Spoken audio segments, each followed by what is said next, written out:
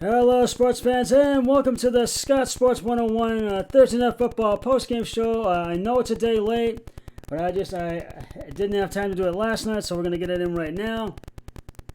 The Eagles made a comeback to cut the Bucs' lead to 6 in the fourth quarter, but the Eagles were not able to complete it as the Buccaneers hold on to get the win over the Eagles 28-22 last night at Lincoln Financial Field in Philadelphia, Pennsylvania. Tom Brady and the Bucs just dominated this game right from the start and never looked back. The Buccaneers really took care of business last night against the Eagles in Philly. The Eagles did not look good at all in this game against the Bucs last night. They looked sloppy in this game, and Jalen Hurts may not be the Eagles' answer at the quarterback position, to say the least. And a lot of media, NFL Network, felt that the Eagles looked like that the game the Eagles played looked like a high school football game compared to an NFL game. But the Eagles just did not look good in this game last night. So, and I'm going to recap it for you right now. So, we'll give you a little recap here. First quarter. Tom Brady passed short left to Howard for I think it was Orange or O.J. Howard for a 2-yard touchdown. Ryan Sukop's extra point is good, and it was 7-0 Bucs. Right in the Bucs right. Then Jalen Hurts passed short right to Zach Ertz for a 5-yard touchdown. Elliott's extra point is good, and it's tied at 7 in the first quarter. Then Tom Brady passed deep to Antonio Brown for a 23-yard touchdown. Sukop's extra point is good, and it's 14-7. And then the Eagles went 3-0 at the punt after 3 plays and 7 yards, and it was 14-7 at the end of the first quarter. In the second quarter, the Bucs had the first 3-0 after 3 plays and 3 yards and at the punt. Then the second time, the Eagles had gone 3-0 after 3 plays and 5 yards, and then the Bucs had gone 3 plays and 3 yards at the punt. And then the Eagles had an interception. It was at Jalen Hurts pass deep left intended for Quentin Watkins, intercepted by I think it was Joe Dean, excuse me, at the Tampa Bay 28 for no gain. And then the Bucs got the ball back, and then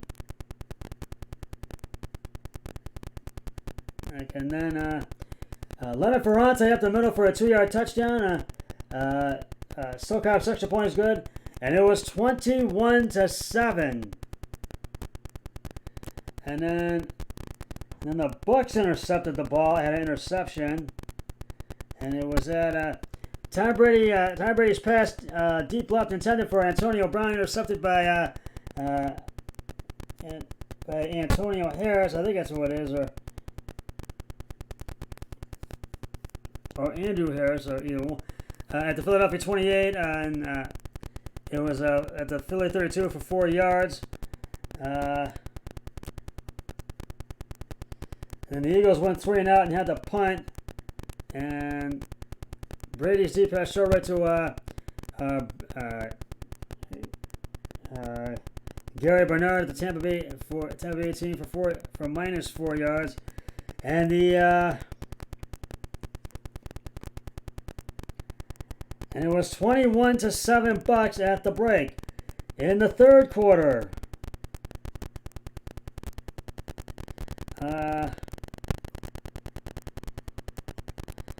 the Eagles went 3-0 at the punt after 3 plays and 3 yards, and then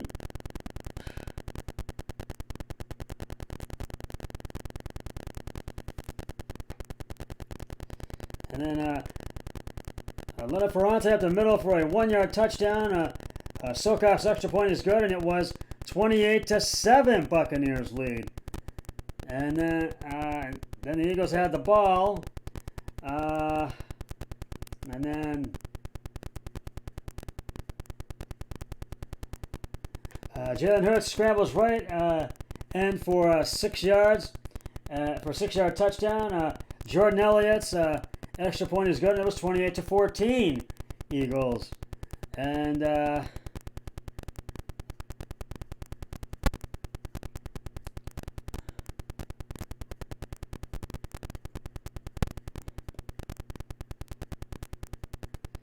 then the Bucks went 3-9 and had to punt after 3 plays and 3 yards. And then the Eagles tried to get into the end zone, but they couldn't do it. And then Jordan Elliott kicked a 46-yard field goal attempt, and it was no good. It was a missed field goal. It went wide right, and it was 28-14 at the end of the third quarter. In the fourth,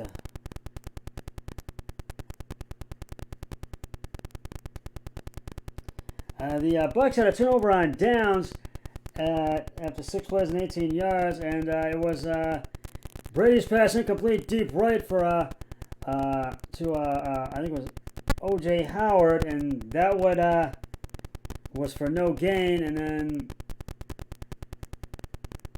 there was no play. There was a penalty as well.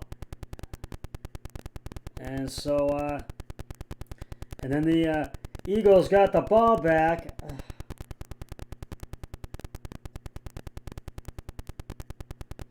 And there was a call that really cost the Eagles the game in that play. And then the Eagles got the ball, but that costed them the game in this game. And then Jalen Hurts right tackle for the 2-yard touchdown and then a 2-point conversion attempt. Jalen Hurts pass to Quentin Watkins is complete. His attempt was good, and it was 28-22. And then the Bucks got the ball back, and they had 12 players. Jordan Elliott kicks off for 65 yards from 35, the Philadelphia 35 to the end zone. Leonard Ferrante, left end, pushed out of bounds at the Tampa Bay 27 for 2 yards. And then there was a penalty on Philadelphia, Gary Avery. That was a taunting penalty that enforced Tampa Bay. That was enforced at the Tampa Bay 27. That's what really cost Philly the game. And Leonard Ferrante, right tight end to the Tampa Bay for 42 for no gain. Tom Brady pass short left to Antonio Brown to Philadelphia 48 for 10 yards.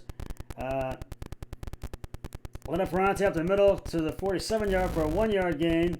Tom Brady pass short right to Leonard Ferrante 45 yards to the 45. The Tampa Philly 45 for 2 yards.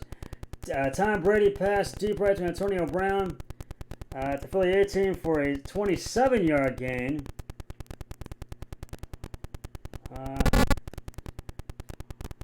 Leonard Ferrante left guard to the Philadelphia 19 for a 1-yard gain, and then Tom Brady passed short right to I think it was Chris Brate for a Philadelphia 9 for a 10-yard gain, and then it was 31, and the last 3 plays on 3 plays there, Tom Brady kneels 3 times, and nonetheless, the Eagles could not complete the comeback as the Buccaneers get the win by the final score of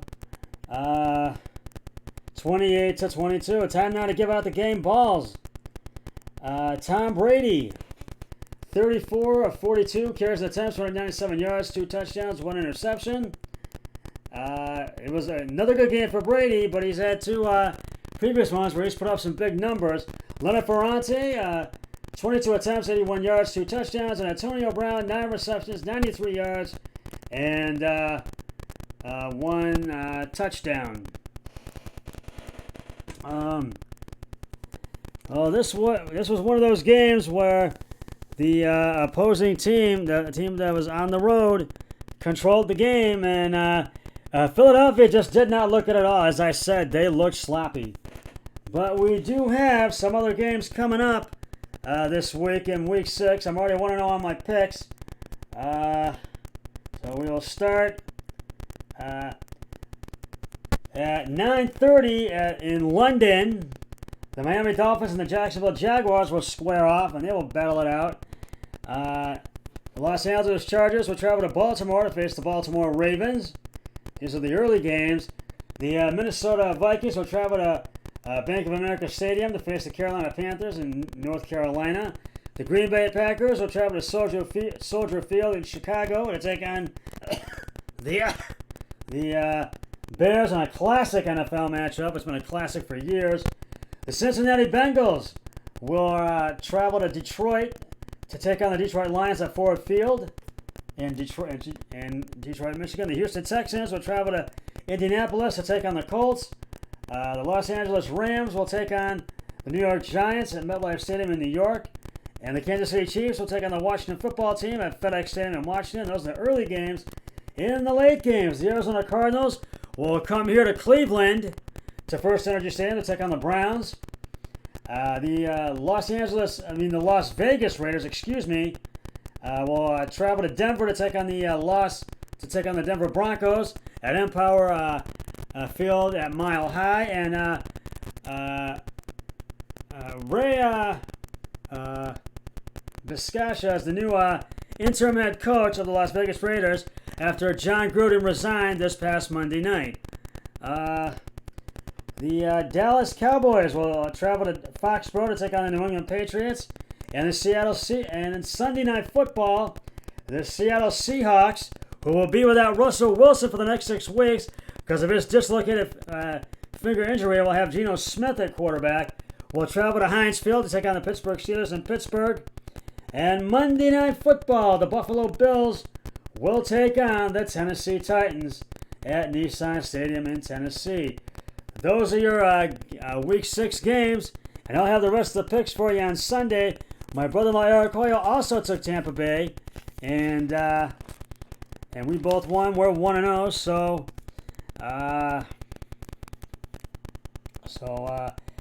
that's just about going to wrap it up for the Scott Sports 101 Thursday Night Football postgame show. I'll be back with the Scott Sports 101 NFL Football Sunday early games pregame show to preview the early games. We'll talk about the Browns game and a lot more. But until then, always remember, be a team player each and every day and every way possible. So long, everybody. 3, 2, 1. I'm done.